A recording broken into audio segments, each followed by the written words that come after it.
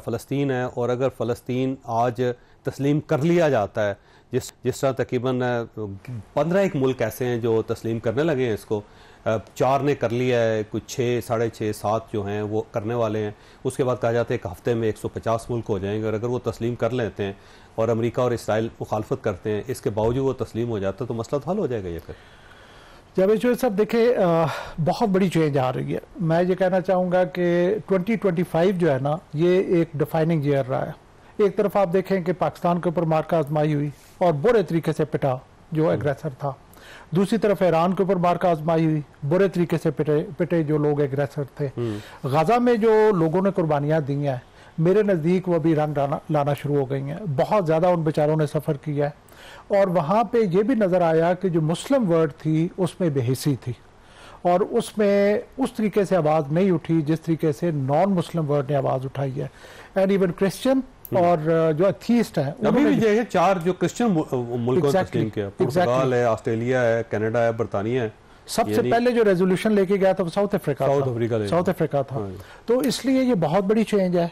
मैं ये समझता हूँ कि डेफिनेटली अमेरिका के पास एक बहुत वीटो पावर है, अमेरिका अभी भी बहुत ज़्यादा उसकी है।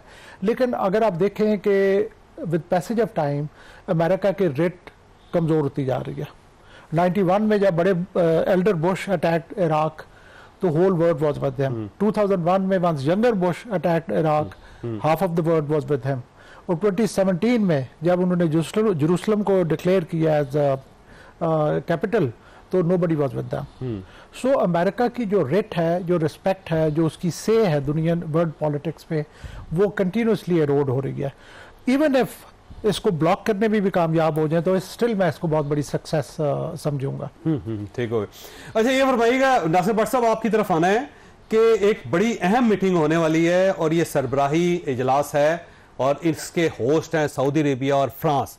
और फ्रांस जो है ना, उसने कल फ़लस्तीन का झंडा लहरा दिया है, और बल्कि उसने आईफिल टावर के ऊपर लगा दिया। तो इसका मतलब फ्रांस चाहता है कि मसला इस तरह हल हो, और उसमें ज़ाहिर प्राइम मिनिस्टर साहब भी जाएंगे। और अगर ये एक रेजोल्यूशन पास हो जाती है तो उसके बाद फ़लस्तीन का मसला तो हल हो जाएगा। तो गवर्नमेंट क्लेम ये कर रही है कि हमने बहुत अच्छी सफारतकारी की है, जिसकी वजह से मसला फ़लस्तीन हल हो रहा है। बिल्कुल, वो आपकी मेहरबानी, आपने मुझे भी टाइम दे दिया। आपने ये जी के आ रही, मुझे टाइम नहीं मिला। बट साहब दूर हो तो ये सारी आपकी बात ठीक है कि ना हम आपसे दूर है ना, आपके दिल से दूर नहीं है, वो वैसे दूर चले गए। ठीक है, यूके में आ गया हूँ। इधर ओवरसीज का था एक फंक्शन, उन सब लोगों ने पीएम साहब को बुलाया था, और बहुत बड़ा फंक्शन हुआ यहाँ ओवरसीज का, शायद आपको पता भी हो। तो उसके लिए जो प्राइम मिनिस्टर साहब ने हर ओवरसीज को, वो जो सिर्फ पाकिस्तानी है वो आया था, इसमें कोई नहीं था। वो पाकिस्तान के प्राइम मिनिस्टर से लोग मिले हैं, 2000 से ऊपर लोग थे। अच्छा, ये बात तो हो गई। इमरान खान साहब की आपने बात की कि वो बात कहते हैं मुझसे करो। बात हमेशा इमरान खान साहब पे, जिस को उन्होंने अपने 2-4 बंदे जो भी क्या ना कि इनसे बात करनी है, 2-4 दिन बाद इमरान साहब बदल जाते हैं। अब वक्त हो गया चेंज। ये भी किसी को पसंद नहीं कि पाकिस्तान एक न्यूक्लियर पावर था, और सऊदिया के साथ जो एक मुआहदा हुआ है, ये कुछ छोटी बात नहीं हुई, ये सफारतकारी थी। जब हिंदुस्तान ने हमला किया उसके बाद भी हम तो बिल्कुल, इमरान खान साहब हमें आइसोलेट करके चले गए थे। हमारा बरतानिया, सऊदिया, क्या कहते हैं, अमेरिका, कतर, हमसे सब लोग नाराज हो चुके थे, चाइना तक नाराज हो चुका था।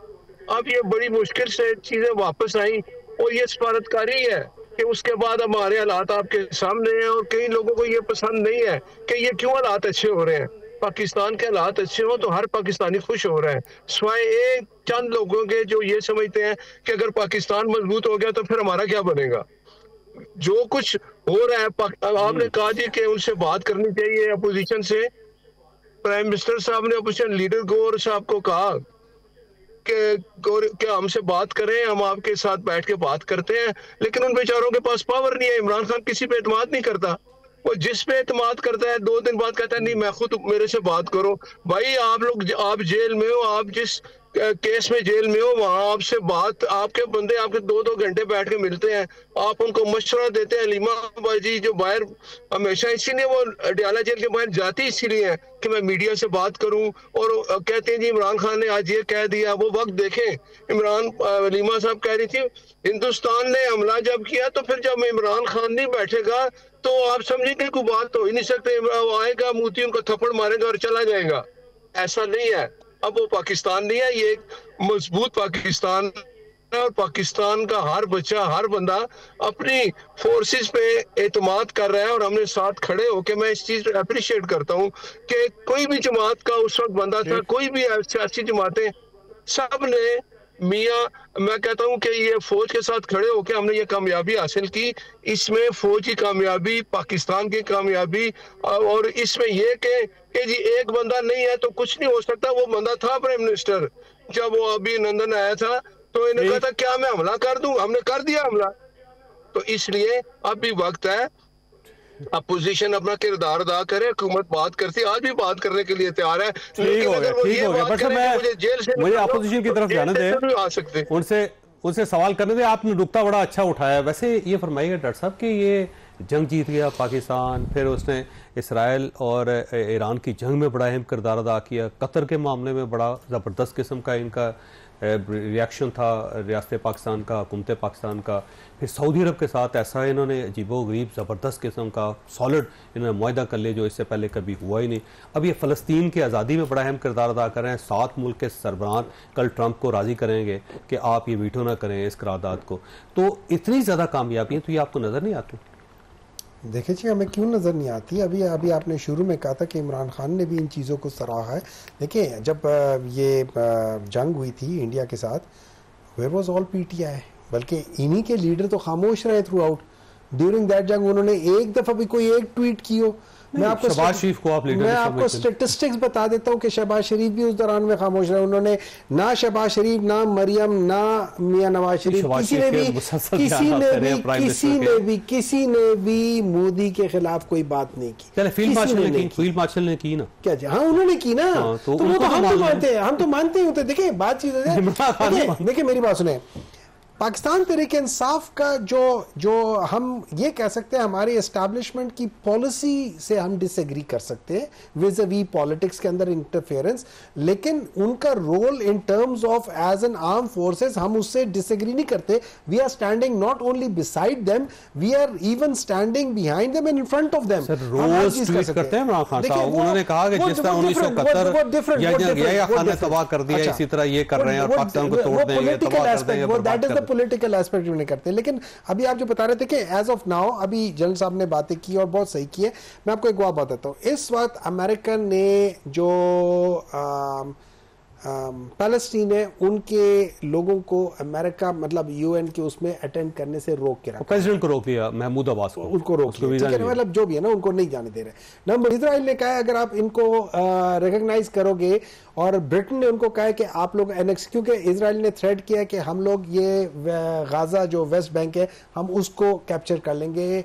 अभी चंद घंटों पहले, 4-5 घंटों पहले जो ब्रिटेन के वो हैं फॉरेन सेक्रेटरी, उन्होंने कहा कि आप इस किस्म की कोई हरकत नहीं करोगे। अब ये क्या चीज, बल्कि उन्होंने उनको उनका जो एम्बेसडर है उसको एम्बेसडरशिप का दर्जा दे दिया है और फलस्तीन का झंडा लगा। एग्जैक्टली। देखिए जब आप रिकॉग्नाइज कर लेते हो, वंस यू रिकॉग्नाइज, आपको ये करना होता है ना, that is what recognition means. जब तक आप रिकॉग्नाइज नहीं करते आप उनको ये नहीं दे सकते। सलामती काउंसिल से पास होगा ना तो तभी हो सकेगा, और उसे देखिए आई डोंट नो कि उसका सलामती काउंसिल से पास होना जरूरी है, रिकॉग्निशन अलग है। अगर आपने मेंबर बनना है ना सर, जब तक आप यूएन के मेंबर नहीं बनेंगे ना तो आपको तस्लीम नहीं, मुझे इसके डिटेल करना, यूएन का मेंबर बनने के लिए आपको सलामती काउंसिल ने, लेकिन देखिए वहां पे वीटो पावर्स हैं 5, जिसमें अमेरिका वीटो कर दे। 2-3 चीजें, अगर हम लोग जहाज के अंदर से बैठ के सलूट मारना शुरू कर देंगे उससे कोई फर्क नहीं पड़ेगा। फर्क पड़ता है जहां तक अगर आप जहाज के ऊपर बैठ जाएं, कहां अंदर ही बैठा हुआ बंदा तो अंदर से सलूट मारेगा। अंदर से, जहाज के अंदर से सर जी मुझे एक बात बताओ, जहाज के अंदर से कोई बाहर सलूट मारे, किसी को कुछ नजर आता है, खुदा को छोड़ दे। अब मैं थोड़ी सी बात करता हूं ना कुछ अकल।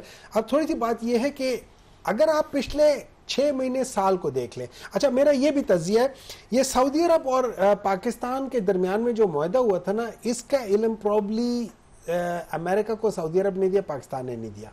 क्या मतलब, किस तरह?